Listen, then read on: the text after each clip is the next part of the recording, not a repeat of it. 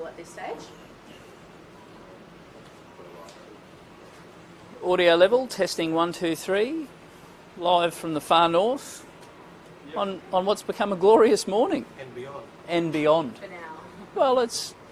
I didn't expect to see sunshine like this a couple of hours ago. Yeah, if you were here yesterday,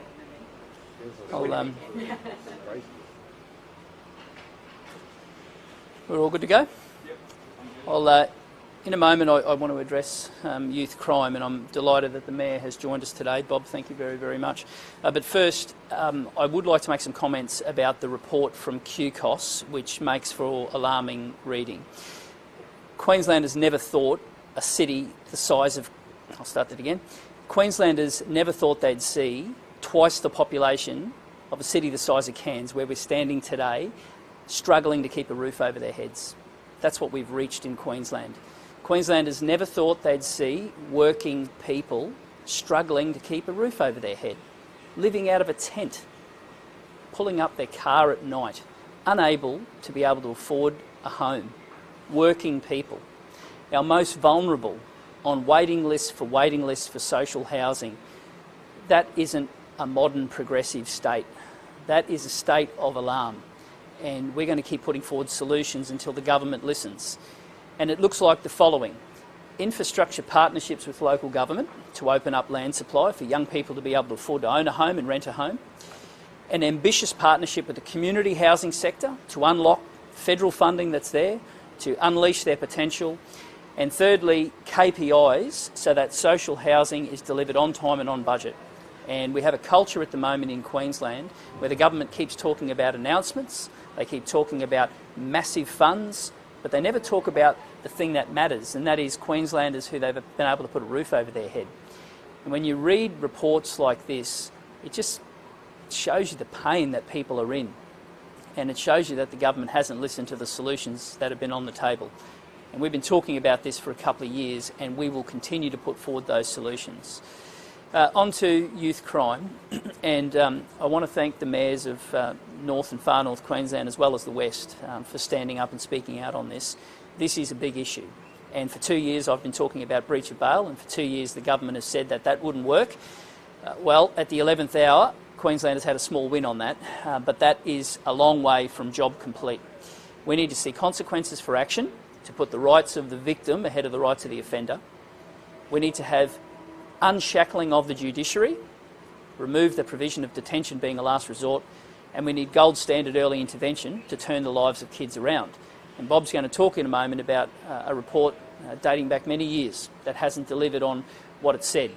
But first today, I want to make a revelation here in the far north of some figures that have never been made public, and they've come to us from whistleblowers. It shows that since the government was elected in 2015, there are fewer police today in Cairns than there were 8 years ago. That just cannot be processed unless you're living on another planet. That mustn't ring alarm bells. There are fewer police today in the far north than there were 8 years ago when the government came to office.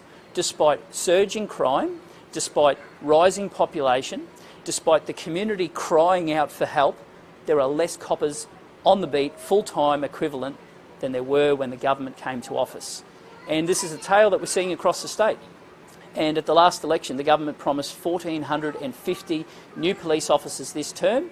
Their latest figures show that number has gone backwards by 12. We are not keeping pace with those officers who are leaving, let alone adding new ones, in the middle of a youth crime epidemic. Is it any wonder when the government watered down the laws and there are fewer police on the beat? I thought Bob might explain a few things of what's happening on the ground here. Thank you very much, Bob. Thanks, David. I started the weekend with a late night tour of the city, about 10:30, and last Friday night was very good, and I was pleased to see that. Our working with the police has been excellent. We couldn't ask for more than the police, except that they haven't got the numbers that they want.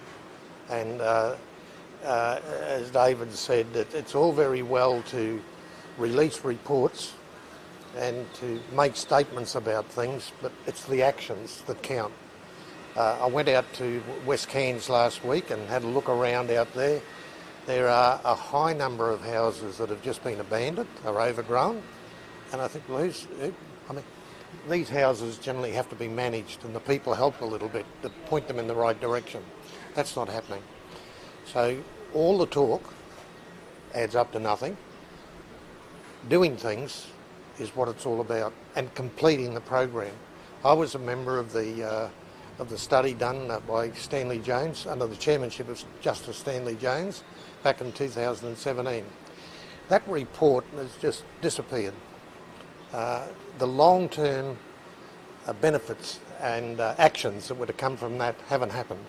So again, we see things that words, but we don't see it add up to anything on the ground.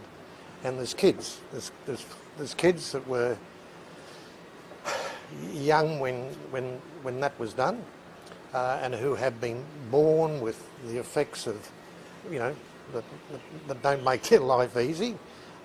Some of those are kids now that are running around the streets of Cairns.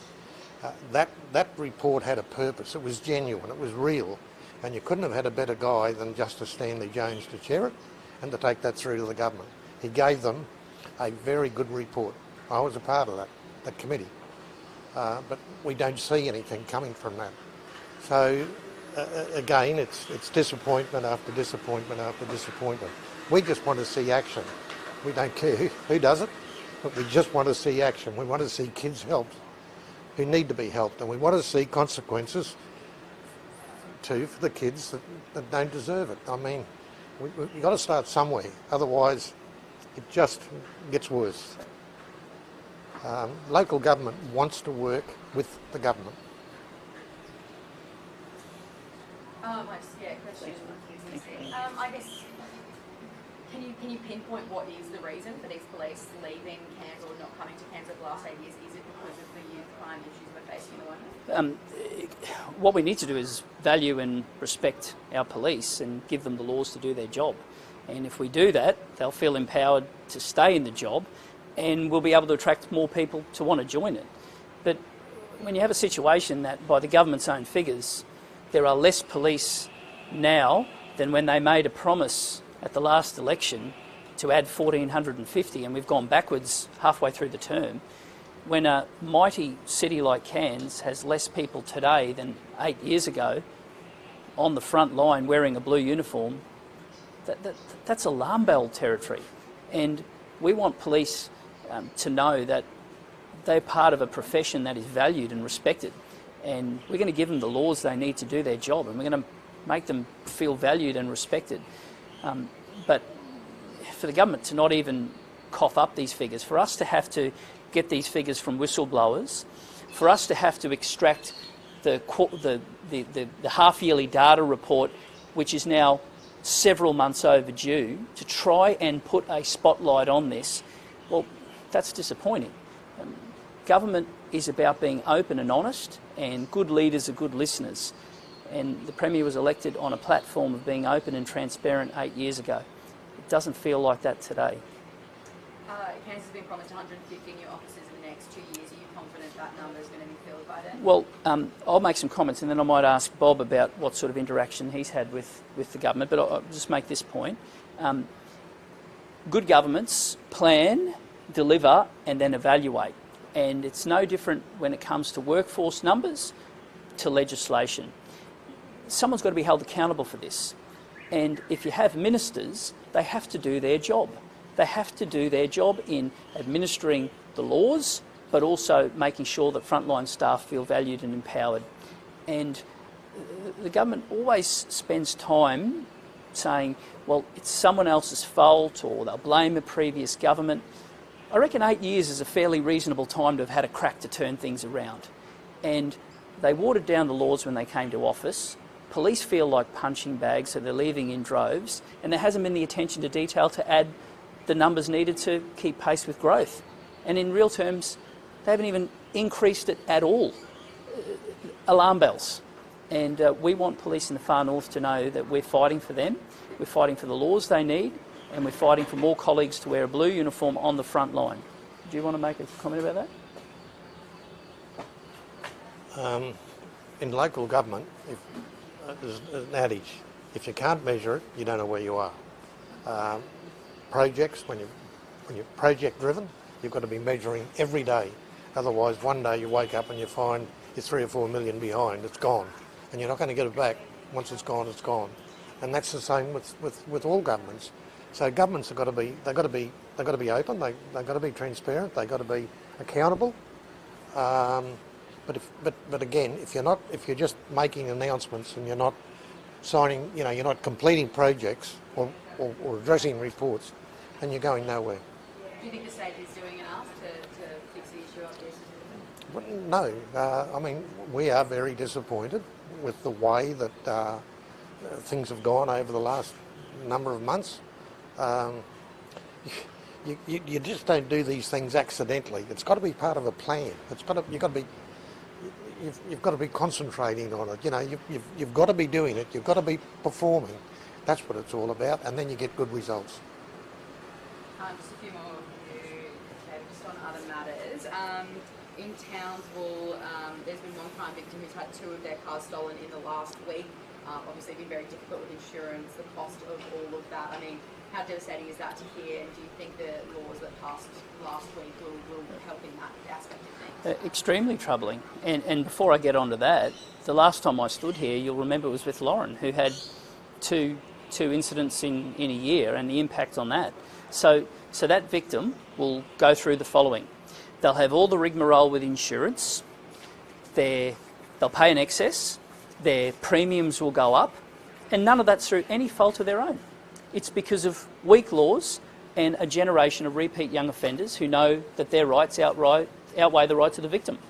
And the buck stops with the legislators. And in this case, it's the state government. So, of course, we've been fighting for tougher laws. Of course, we've been fighting to have gold standard early intervention to turn kids around.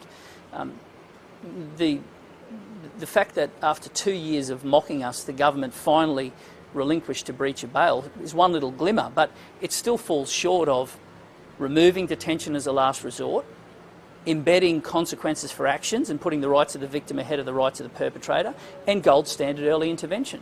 And at the moment, the state government is failing kids at both ends of the spectrum. They're failing the kids who are early on in their journey of crime, who have seen that there's no consequences for action, so they've created a generation of repeat hardcore offenders, and they're also failing to deal with the ones who are standing at your door with a knife, who are ramming police cars. Failures at both ends. A failure to deal with the hardcore and a failure to fix the pipeline that have been coming through. 8 years of it. And people are growing tired of it, and rightly so. Last week in Parliament, Deb Frecklinton made calls to upgrade the Blackbutt police station. Why is that necessary? Because if you value your police, you'll give them the sort of facilities that they need. And it's absolutely vital that when police go to work, they know that everything they do is about helping them get the action that they deserve. So our focus has always been on more police, stronger laws, but part of it is also better facilities. And we're backing her push, boots and all on that. Thank you very much. Thanks for coming, mate. Thank you. We might do the walking and the talking. Yeah, That's okay. sure. Thank you. Away.